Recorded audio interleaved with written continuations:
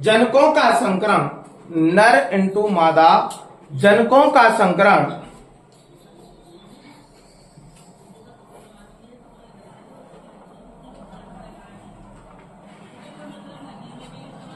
संतान उत्पत्ति के लिए करते हैं। क्या के काज करें? संतान उत्पत्ति के लिए करते हैं। नर इंटू मादा जनकों का संकरण संतान उत्पत्ति के लिए करते हैं, प्रजनन कहलाता है। क्या कहलाता है भैया? प्रजनन। ठीक है। अब हेडिंग लिखेंगे प्रजनन की विधियां। कैसी भैया? प्रजनन की विधियां। प्रजनन की विधियां, उसमें पहले लिखेंगे अंतः प्रजनन। नंबर 1 अंतः प्रजनन।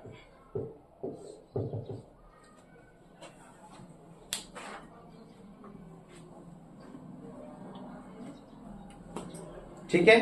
अब सुनो, इसमें क्या होता है बेटा कि 4 से 6 पीढ़ी, 4 से 6 पीढ़ियों के मध्य किया जाने वाला प्रजनन या संकरण का कहलावे है अंतः प्रजनन। तो 4 से 6 पीढ़ी, जैसे पहले बाबा और दादी और माता और पिता, खुद स्वयं, है ना, स्वयं और स्वयं की पत्नी, और फिर बेटा, बेटे की पत्नी। ठीक है। उसके बाद उसका बेटा, इसका बेटा, 1 2 3 4 5, 4 से 6 पीढ़ी के मध्य किया जाने वाला संकरण का कहलावे वो अंतः प्रजनन। आगे बात समझ में। इसमें भी पॉइंट है, जैसे इसमें पहला है कि सम प्रजनन का कहलावे बेटा सम प्रजनन। पहला पॉइंट है इसका सम प्रजनन। अब सम प्रजनन का अर्थ क्या है? यहां में तो है 4 से 6 पीढ़ी। अब सम प्रजनन में हम क्या करते हैं? 1 से 2 पीढ़ियों के मध्य संकरण कराते हैं ओनली। क्या पीढ़ी के मध्य? 1 से 2 पीढ़ी के मध्य संकरण का कहलावे बेटाओ सम प्रजनन कहलाता है। क्या कहलावे? सम प्रजनन। अब इस सम प्रजनन में कौन कौन से संकरण कराए जाए, समझने की कोशिश करना। इसमें तो हो गया 4 से 6 पीढ़ी। अब इसमें पहला पॉइंट क्या है? सम प्रजनन।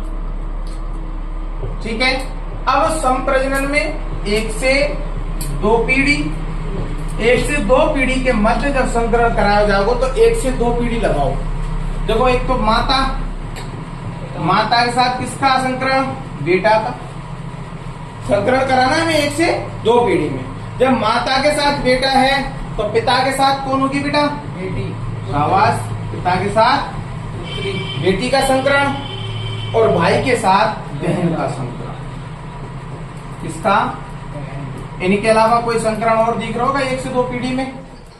पहली और दूसरी पीढ़ी में संकरण करा रहे हैं ना।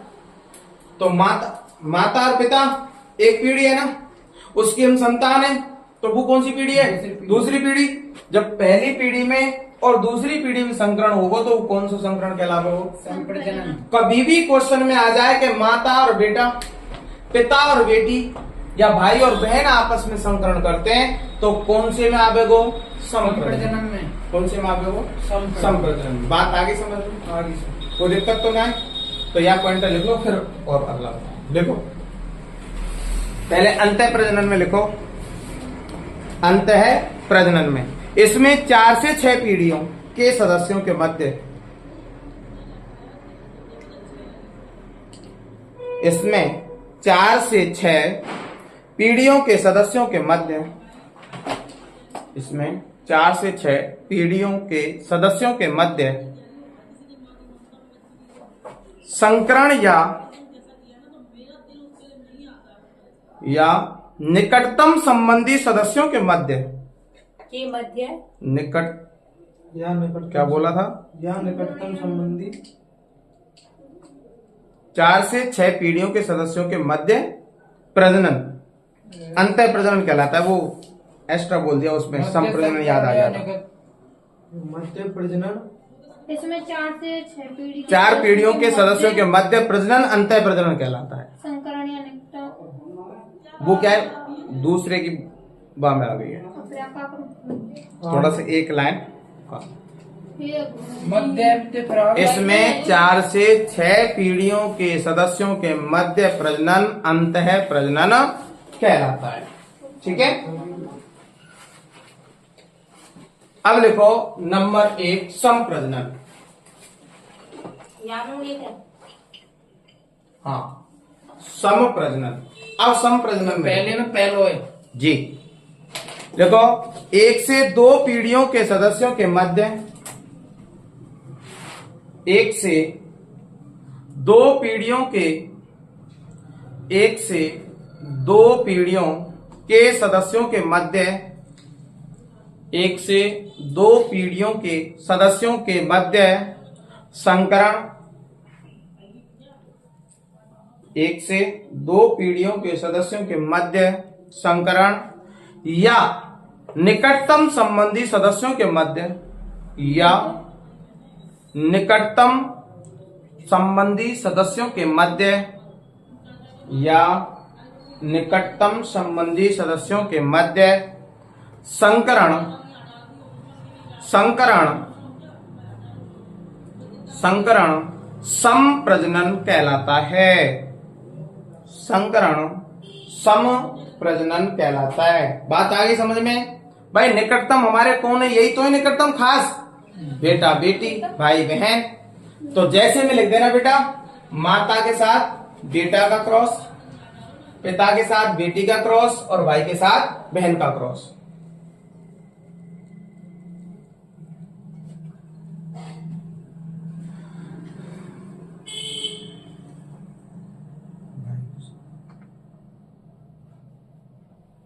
भाई पसूल में थोड़ी हो भाई बहन, नहीं होते?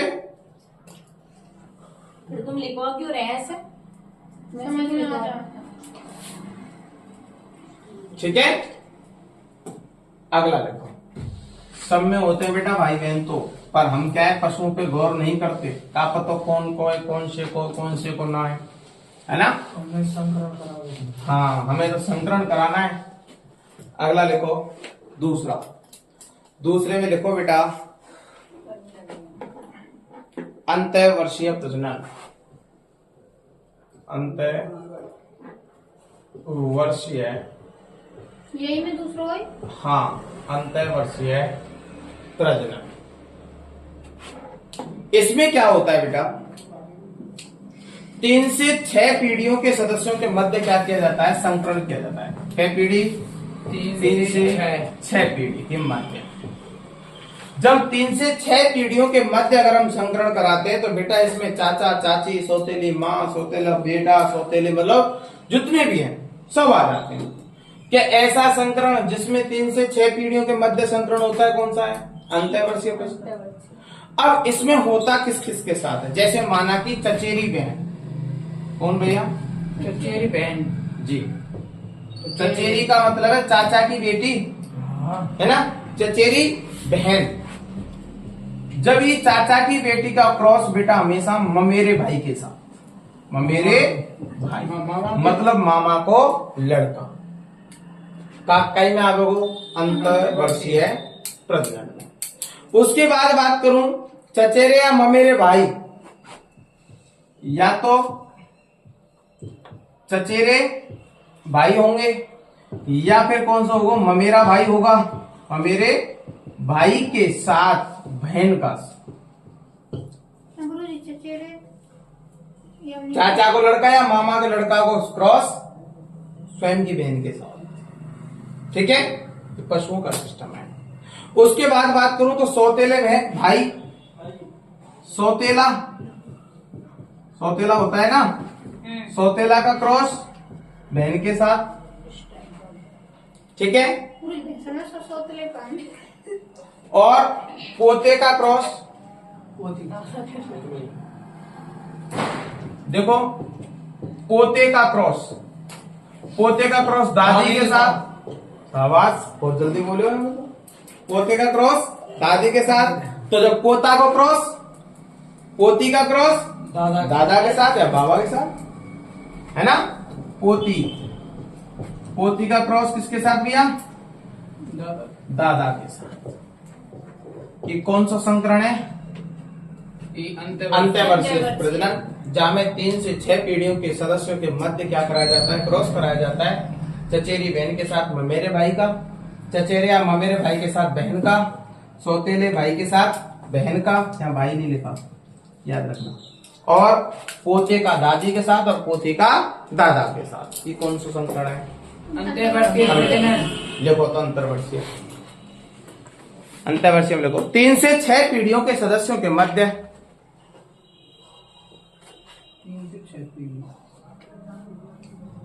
3 से 6 पीढ़ियों के सदस्यों के मध्य, 3 से 6 पीढ़ियों के सदस्यों के मध्य संकरण, संकरण अंतःवार्षिक प्रजनन कहलाता है। थोड़ा सा साफ लिखे करो और वीडियो पूरी देखे करो, ज्यादा समझ में आवे। आधी पर्दी ने छोड़ दें तुम, ठीक है। इसमें लिखो जैसे में,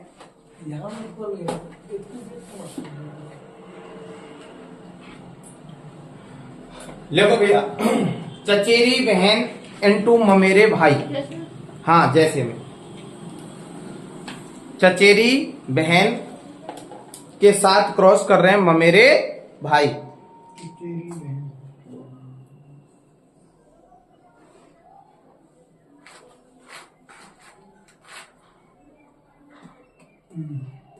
ठीक है, चचेरे या ममेरे भाई इंटू बहन, चचेरे या ममेरे भाई इंटू बहन।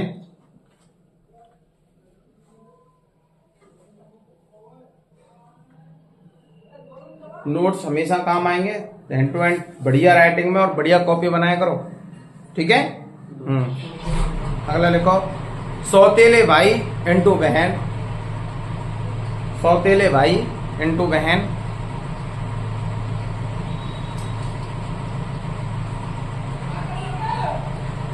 पोते इंटू दादी, पोते के साथ दादी का, और दादा इंटू पोती, दादा इंटू पोती, दादा इंटू पोती। हो गया।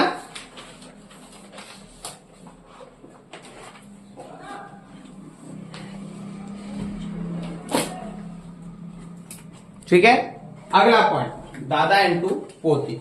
उसके बाद अगला पॉइंट है बही प्रजनन। कौन सा भैया? बही प्रजनन। तीसरा। हाँ भाई,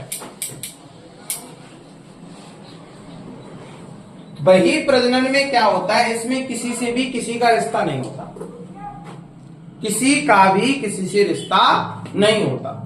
हमारो बातें कोई रिश्तो ना है, जाते हम संकरण करवो चाह रहे हैं। अपना कोई रिश्ता नहीं है, जो हम उससे क्या करना चाह रहे हैं? संकरण करना चाह रहे हैं। तो इसमें इसके प्रकार दे रखे हैं, इसमें इसके प्रकार दे रखे हैं। जैसे एक तो है भिन्न संकरण। भिन्न का मतलब है अलग संकरण। उसके बाद संकरण, इसके क्या लाभ हैं, इसकी क्या हानि है। अगर मैं लाभ की बात करूं तो हमारा जब कोई मतलब ही ना है, कोई तो संबंध, कोई रिश्ता नहीं है, तो हम उससे संकरण क्यों कराएं? तो या तो मतलब है प्रजनन व उत्पादन क्षमता बढ़ाने के लिए, जाते बातें प्रजनन भी बढ़े और बातें हमारी उत्पादन क्षमता भी बढ़ जाए। जैसे कि मेवा की, जैसे आजकल हम क्या करते हैं, एचएफ जो नस्ल है गाय की, है ना, एचएफ की नस्लों के साथ हमेशा हम हमारी देसी गायों से क्या कर रहे हैं? संकरण कर रहे हैं। करते हैं कि नहीं करते? कि क्यों करते हैं बताओ? या तो हमारे पास रिश्ता भैया, ये तो हॉलैंड की है ना, हमारा क्या रिश्ता हो जाते, और ये देसी हमारे भारतीय है, तो याते कोई रिश्ता थोड़ी है, कोई संबंध थोड़ी है। तो ई कहीं में आवेगो वही प्रजनन में आएगा। किस में आएगा? वही प्रजनन में, क्योंकि इससे हमारा कोई रिश्ता तो नहीं है, ये भिन्न, परंतु इससे हमें क्या मिल जाएगा? एक तो उत्पादन में फायदा मिल जाएगा, दूध अच्छा होगा, होगा कि नहीं होगा, और प्रजनन भी अच्छा हो जाएगा एक बार जब देसी में, तो याते हमारे पशु सभी ज्यादातर उत्पादन देने स्टार्ट कर दें। परंतु इससे लाभ भी है तो भैया याते हानि भी है। ऐसे इन संकरणों से नस्ल की शुद्धता खराब होती है। हाँ, नस्ल में शुद्धता नहीं रहती। आजकल ये सिस्टम चल रहा सब जगह, नस्ल में शुद्धता नहीं रहती। हर प्रकार ठीक है। के इसमें मुर्रा बीज दरवा है। हाँ, जो भी है, जब भी हम देख रहे हैं, कर रहे हैं, तो जब भी जो कैसा मुर्रा को है, हॉलिस्टन को है, परंतु हमें तो नहीं पता ना, इसलिए। अब इसके अंदर जैसे मैं बात करूं तो इसमें पहला दिया हुआ है भिन्न संकरण। तो सुनो, नंबर 1 इसमें भिन्न, इसके प्रकार है कि भिन्न प्रजनन, भिन्न प्रजनन। तो भिन्न प्रजनन की अगर मैं बात करूं तो मैं ये कह सकता हूं इसमें एक ही नस्ल के पशु होते हैं, एक नस्ल के कोई भी पशु ले सकते हैं आप। इसमें उनमें कोई रिश्ता नहीं होता, अभी बात कर रहा था मैं, इसमें कोई रिश्ता नहीं है, यही संकरण क्या कहलाता है?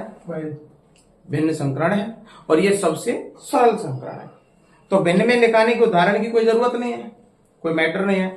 उसके बाद दूसरा पॉइंट आता है संकरण, क्या अलग अलग नस्ल के पशुओं के मध्य में होने वाला जो प्रजनन है, अलग अलग पशुओं के जो मध्य में होने वाला जो संकरण है वो क्या कहलावे? संकरण। जैसे मैं ये बात कहूं कि ब्राउनस्विच और साहिवाल, मैंने उस दिन बताया था बस के हटके बहुत बार हंस फिर जरा जगला, फैक्टर की बताई थी पहले दिन ही जब वो लिखाए थे मैंने आपको, बस के हटके बहुत बार हंस फिर जरा जगला। तो जैसे माना कि बस के B/S बराबर कौन सी बनी? के, मतलब ब्राउनस्विच और साहिवाल, ब्राउनस्विच और साहिवाल को जब मैंने संकरण कराया तो कौन सी बनी बेटा? स्विच की बात आई तो क्या नाम आ गया? वो करण स्विच। बात आई समझ में? ई का है संकरण, क्या कहलाता है? वो संकरण। इसी प्रकार जैसे मैं बात करूंगा जर्सी और साहिवाल, जर्सी और साहिवाल, मतलब जर्सी को इनटू साहिवाल का संकरण किया तो इनसे बनी जिसका नाम है सुजाता। ये पॉइंट मैंने बाद जगह पे ना लिखा हो, याद हो तो ना लिखा, तो ये जाके संकरण है। उसके बाद आते हैं संकरण के प्रकार। पहले इतना लिख लेते हैं, फिर उसके बाद संकरण के प्रकार कराएंगे। ठीक है, लिखो। हाँ, हेडिंग कौन सी डली हुई है? प्रजनन। लिखो, ऐसे पशु जिनमें कोई रिश्ता नहीं होता, ऐसे पशु जिनमें कोई रिश्ता नहीं होता,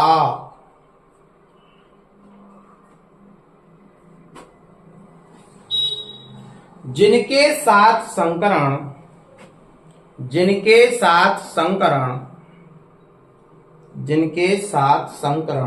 का कहलावे भैया? वही संकरण कहलाता है। जिनके साथ संकरण, वही संकरण कहलाता है।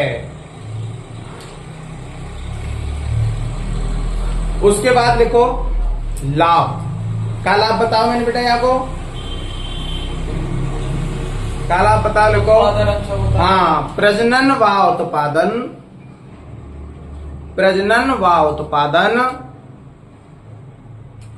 क्षमता बढ़ती है।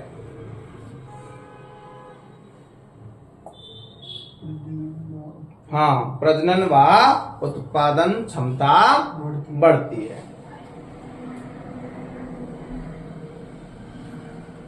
प्रजनन व उत्पादन क्षमता बढ़ती है। उसके बाद हानि लिख दो इसमें, नस्ल की शुद्धता नहीं रहती।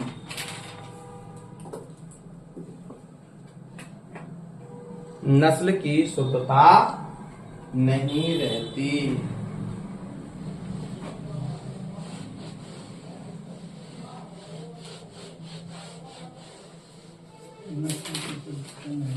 हाँ, अगला लिखो, हेडिंग डालो, बही जनन के प्रकार।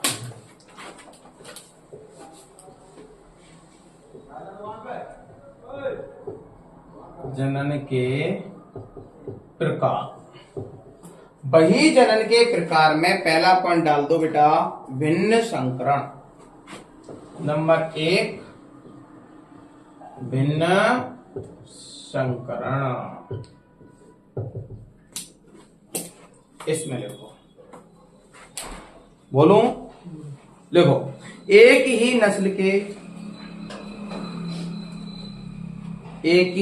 के पशु होते हैं, एक ही नस्ल के पशु होते हैं। जैसे गिरे तो गिर के ही होंगे, मुर्रा है तो मुर्रा के ही होंगे, एक ही नस्ल के पशु होते हैं, है ना, एक ही नस्ल के पशु होते हैं, लेकिन उनमें कोई रिश्ता नहीं होता, लेकिन उनमें कोई रिश्ता नहीं होता, लेकिन उनमें कोई रिश्ता नहीं होता, लेकिन उनमें कोई रिश्ता नहीं होता। क्या कहलावे भैया? भिन्न संकरण। शाबाश, देखो भिन्न संकरण कहलाता है।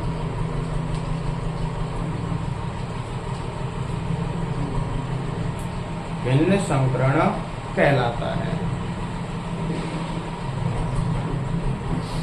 ठीक है, एरो लगा के लिखेंगे एक लाइन, यह सबसे सरल या उत्तम विधि है, यह सबसे सरल, यह सबसे सरल या उत्तम विधि है।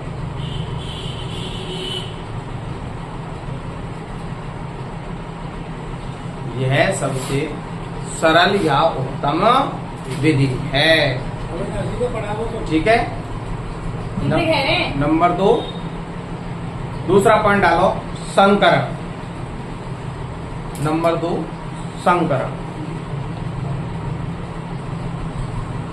दूसरा पॉइंट डालना है आपको, संकरण।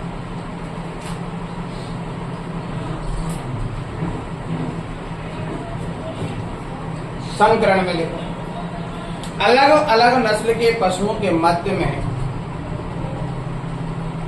अलग अलग नस्ल के अलग अलग नस्ल के पशुओं के मध्य में अलग अलग नस्ल के पशुओं के मध्य में होने वाला संकरण क्या कहलावे? प्रजनन या संकरण कहलाता है। जैसे में लिख देना बेटा, B इंटू एस बराबर K, और उसमें लिख देना J इंटू एस। ठीक है, बराबर क्या करना है? S। इनके नाम तो जाने, या को नाम ब्राउन स्विच लिख देना इसके नीचे, इसके नाम साहिवाल, और याते कौन सी बनी? करण स्विच। कौन सी बनी? करण स्विच। या को नाम जर्सी, या को नाम फिर से साहिवाल, और या को नाम बेटा सुजाता। जैसे जर्सी इंटू साहिवाल इंटू दूसरी का नाम है सुजाता, जाके भी लिख दो ब्राउन स्विच, ब्राउन स्विच को क्रॉस साहिवाल, और साहिवाल फिर कौन सी बनी? करण स्विच।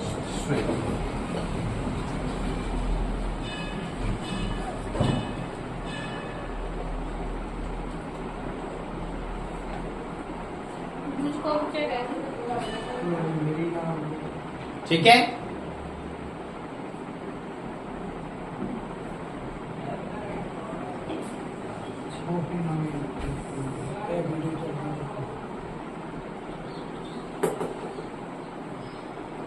ओके।